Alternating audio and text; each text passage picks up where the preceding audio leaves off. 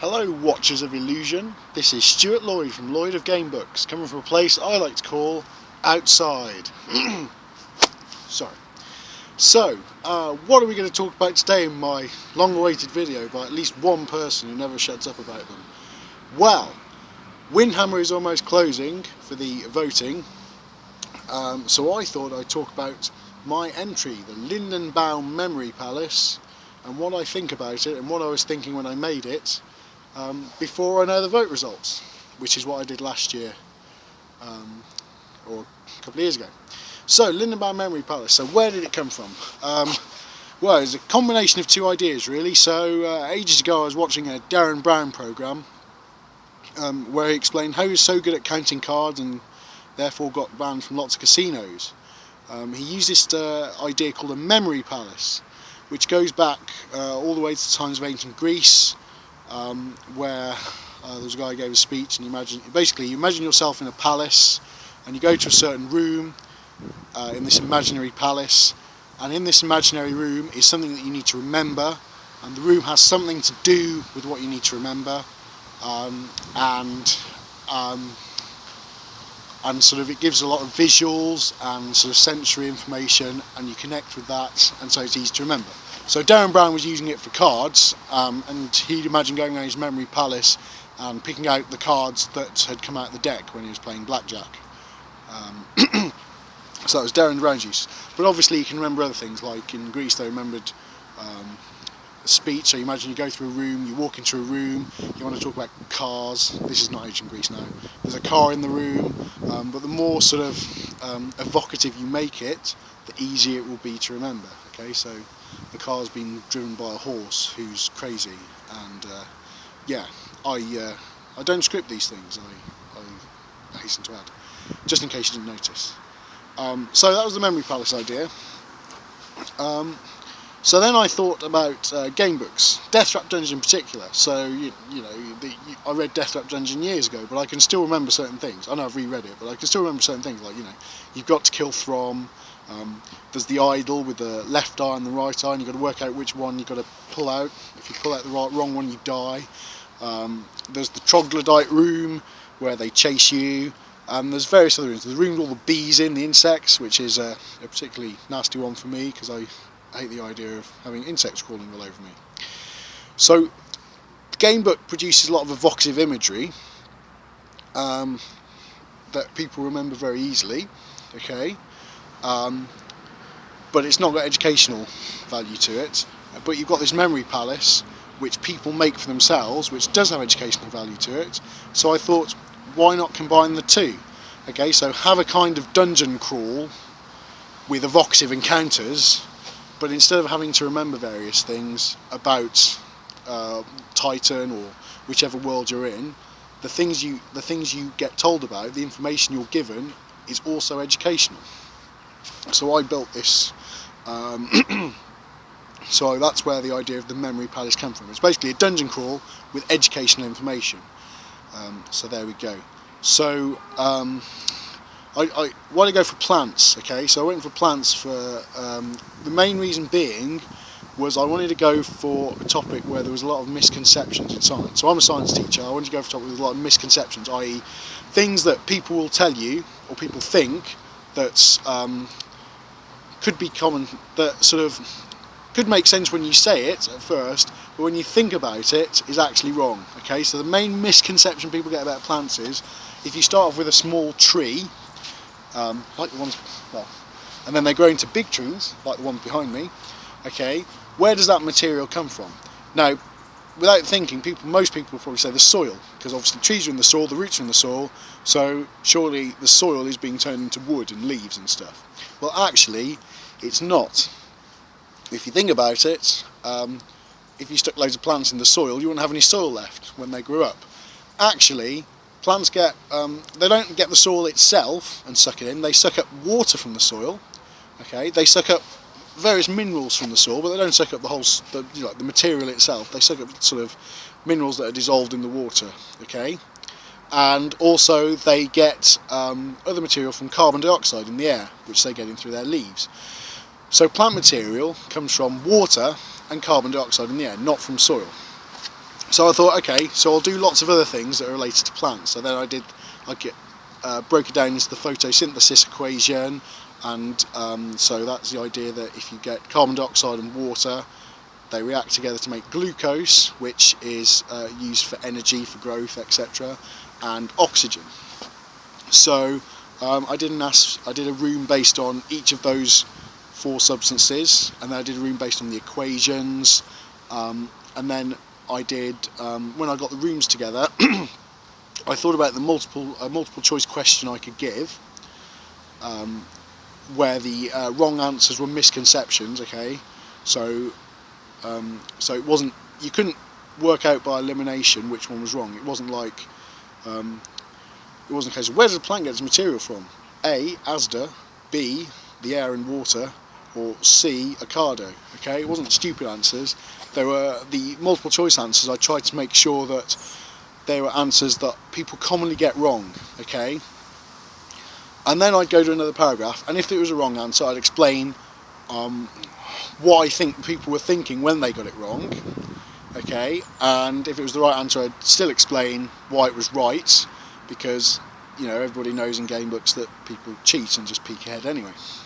So you were still getting the educational value, even though you were cheating, you cheaters. So that was that. I sort of toyed with the idea of having a sort of an adventure where you had to use your knowledge of photosynthesis to solve problems, but I couldn't think of too many scenarios. The one scenario I thought of was you're stuck in a submarine and the oxygen supplies run out, and so the only oxygen you got is plants. What do you need to feed the plants? So what do you need to take with you to feed the plants? But I couldn't think of any other scenarios, so I sort of had to scrap that idea. So instead I made this sort of non-lethal version where the success is determined on getting answers right. Okay, so then you get a gem, and if you get it wrong you get another item which isn't a gem, and then at the end you can take a test and you get gems, which are basically just marks, but gems seem nice, so I thought gems based on that. And if you wanted to redo it, I said you can save your character sheet, because if you redo a game book, you can't unlearn everything you've done. You can't forget that in Death Trap Dungeon you need the emerald, sapphire and diamond once you've done it before. Okay, I mean your character doesn't know, but obviously you can't forget that. So I had the idea that you just carry on with the same character sheet, because the items you got are basically just based on what you know, and in this case we don't want you to forget what you've learned. So you have the same character sheet. So I had the mechanic in where if you got a question right and you got it wrong before, you could delete the item that you got for getting it wrong and instead get the gem. So that was the way of determining success in the Memory Palace. Obviously, oh yeah, I forgot to mention that educational game books have been done before, except they weren't called that. They were called programmed instruction books, and I got one, and it was basically just a lot of text, and then you had to interpret from the text the right answer to the question. These were done sort of in the 50s and 60s, and they weren't too exciting, which is another reason why I wanted to do a Memory Palace. I didn't just want to give you a load of information and then say, what's the question? I wanted to do it as a sort of thing you'd remember. Okay, so now that we're in the 21st century and have the internet, and it's an e-book, instead of giving you all the information in the book, which would have been a bit boring, because A, if you knew it, you didn't want to read through it again, and 2, if you didn't know it, you probably wouldn't want to read through it anyway. You probably want to find a more exciting way of doing it. So I found links on the internet to things like animations and sort of websites that would help you. And instead, when I present you with a question, I'd also give you the link that you might need to help you. Okay. So, and then I had some other links that wouldn't fit into the book in any particular place, but I put them in anyway for extra information. So, that's how you got your information. So I wasn't just trying to. I didn't want to give you the idea that I was just trying to sort of go, oh, the book knows all this and you don't. I was actually trying to make sure that you had the means to learn the stuff. And so, yeah, so you have the information, you've got to keep the items between playthroughs, so eventually you could get to the stage where you had all gems, no items, and that's when you'd know what you were talking about plants. And then what I did last was, so I'd planned all this out, what I did last was come up with the rooms themselves. So I tried to come up with a room that was linked to whatever you were doing. So, for example, the space base on the moon, NASA's talked about, you know, can we have a sustainable space base where we just have a big dome filled with plants to generate the oxygen? And that was an idea used in Doctor Who with the Angels. When that spaceship crashed, the oxygen generation was basically just a big forest that hooked up to a machine that could absorb the starlight.